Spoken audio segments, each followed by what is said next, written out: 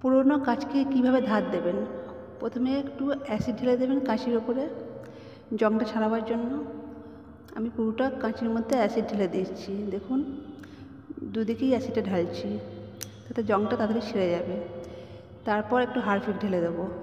এইভাবে কিছুক্ষণ ভিজিয়ে রাখবো এবং ভিজিয়ে রাখার পর এটাকে ভালো করে মাজবো। আমি ভালো করে এটা মেজে নিচ্ছি এপিঠ ওপিঠ করে। দেখুন একটু চেপে চেপে মাজবেন। মাজার পর এটা ধুয়ে নেবেন। এবারে একটা স্কচব্রাইট দিয়ে বা তারের জালি দিয়ে ডিটারজেন্ট দিয়ে একটু ভালো করে মেজে নেবেন। দেখুন আমি ভালো করে মেজে নিচ্ছি পুরোটা।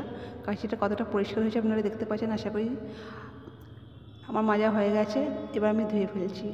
দেখুন কতটা সুন্দর ছেড়েছে এবং ধার হয়েছে, দেখতে পাচ্ছেন না।